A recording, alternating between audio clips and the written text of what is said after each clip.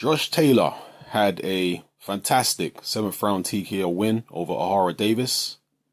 How far can Josh Taylor go in the sport? He's in a very, very tough division.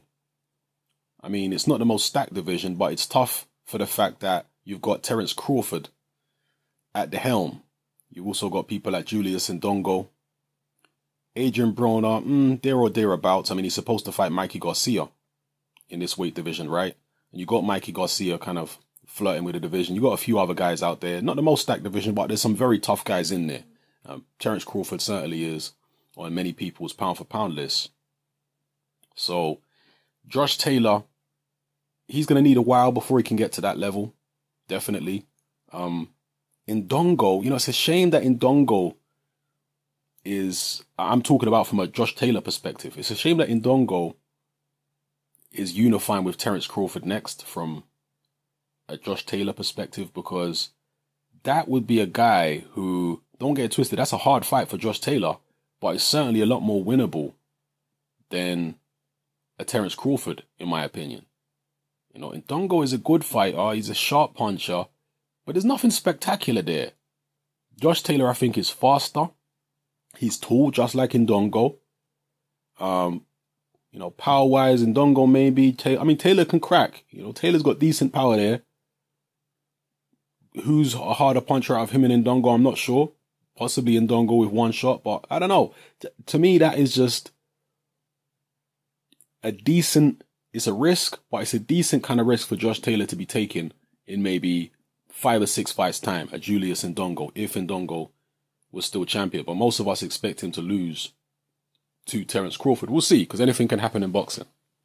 But that would have been the kind of person I would have liked to see Josh Taylor get a title shot against for his first title shot, because I don't think he's too far away from fighting the likes of an Ndongo. As I've said in previous videos, Taylor had a vast amateur background. So he's got good fundamentals, good hand speed, good foot speed, good boxing ability, good boxing brain. I wasn't sure going into the Ohara Davies fight whether this fiery attitude of Josh Taylor was normal for him. Because I always talk about the psychology of fighters, and I always say that if a fighter is acting out of character, it's a problem. And I wasn't sure whether Taylor being fiery and whatnot towards Ohara Davies was him acting out of character, or if he's normally like that. I was worried that maybe Josh Taylor would be too fired up and go in there making mistakes against Ohara Davies. But far from it. He came out in the first round and he was actually very circumspect against Ohara Davies. He was on the back foot moving around. He said after the fight he wanted to see what Ohara Davies had. So he wasn't too fired up at all, Josh Taylor. Clearly, him being aggressive towards opponents is normal for him. It's natural for him. It doesn't put him in the wrong type of mind frame behaving like that. Kind of like Tony Bellew or, many other fighters out there who are just naturally aggressive in a fighting environment. It doesn't mean that they've lost it or anything. They're just naturally like that. So Josh Taylor's obviously one of those guys. He has good composure. He showed in the Ohara Davies fight. That was a grudge match. He had good composure, kept his boxing together, good technique, picked the right shots at the right time, understood. This is another thing I liked about Josh Taylor, is he understood, unlike Ohara Davies, he understood what his strengths and weaknesses were. He understood that at long range, with Ohara Davies's, go-go gadget arms, he could be in danger.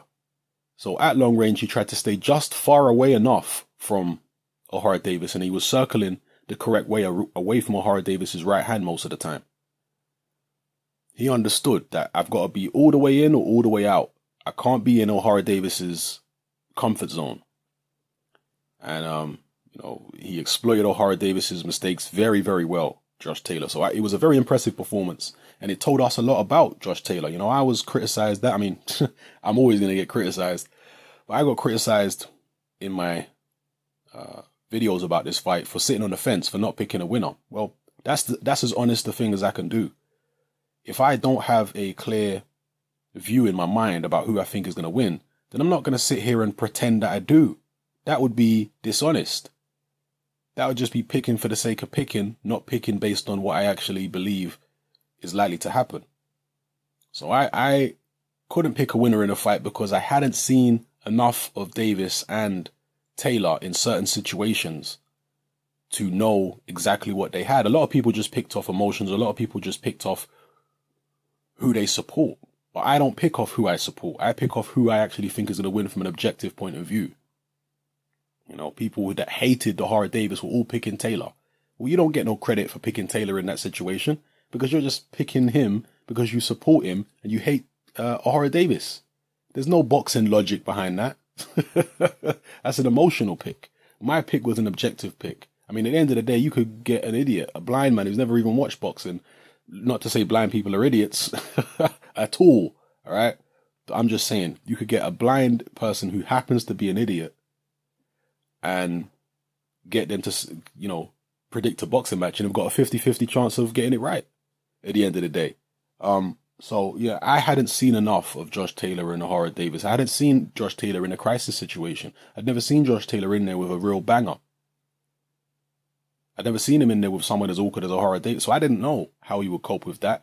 And similarly, I'd never seen Ohara Davies in there with someone as talented as Josh Taylor, who had the pedigree, the amateur pedigree, the quick hands, so on and so forth. So I didn't know how Ohara would cope with that.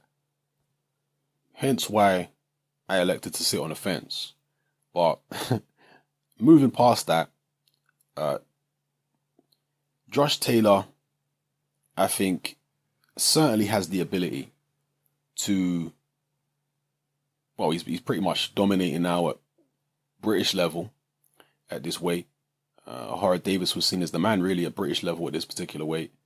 European level, world level, they're talking about Josh Taylor fighting Ricky Burns. I mean, that is a natural fight because Ricky Burns was in the Ohara Davies camp. Ricky Burns did pick Ohara Davies to win.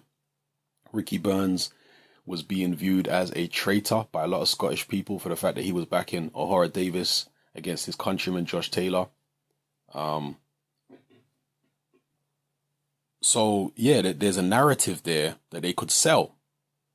You know, the proud Scotsman against the guy who's perceived as the traitor Scotsman. Although Ricky Burns has been a bastion of Scottish boxing for a long time and has fought at a very high level for a very long time. So I guess maybe in Scottish boxing it really could be a passing of the torch fight. Ricky Burns versus Josh Taylor in a not too distant future. And just to go back on something I said before, I said that Ohara Davies was seen as the man for a while at this weight in the in Britain, the 140-pound division, like welterweight. And I mean that at domestic level. Obviously, Ricky Burns is a world level operator. Ohara Davies at domestic level. So at British level, Ohara Davies was seen as the man. Until now, Josh Taylor's now definitely the man at British level at this weight. So yeah, the Ricky Burns fight is a possibility.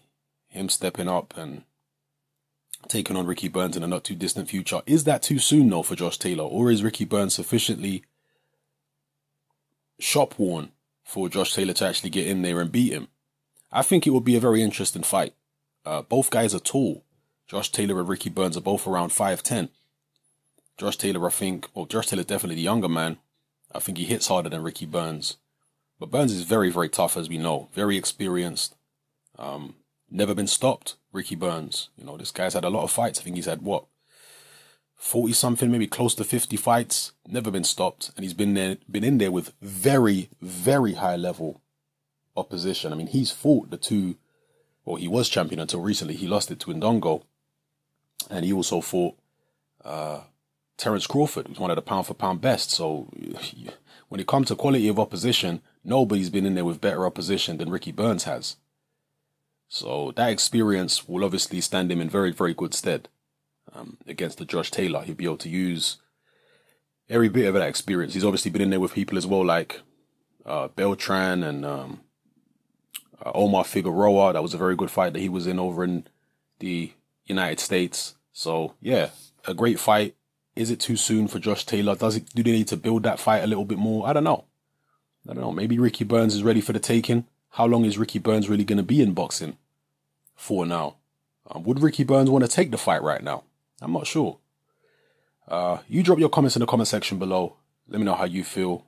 Not my most concise video, but I hope you managed to stay to the end.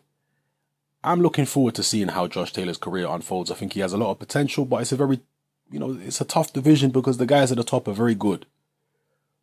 The Cyclone are going to need to pick their moments. They're going to need to move Josh Taylor up at the right pace at the right time against the right guys.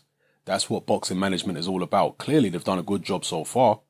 The Ohara Davies fight was a great fight for them to take. It's really raised Josh Taylor's profile, actually, because Ohara Davies, you know, whether people agree with it or not, whether people like it or not, he was the biggest name, other than Ricky Burns. He was the biggest name in British boxing at light welterweight. So for Josh Taylor to beat him, it's raised his profile. So you really have to applaud Team Cyclone for that, for picking this particular fight for Josh Taylor. They've done a good job so far. Hopefully they'll continue doing a good job, picking the right fights at the right time, and getting this guy as far as he can go in boxing. I think he's definitely capable of winning a world title, particularly if Terence Crawford moves up. Let's say he beats Julius Ndongo and then moves up to welterweight not too long afterwards, then it's going to open the division right up again, and I could definitely see Josh Taylor picking up a world title in the not too distant future. So anyway, let me know what you think about everything I talked about in this video. It's happening, I'm out.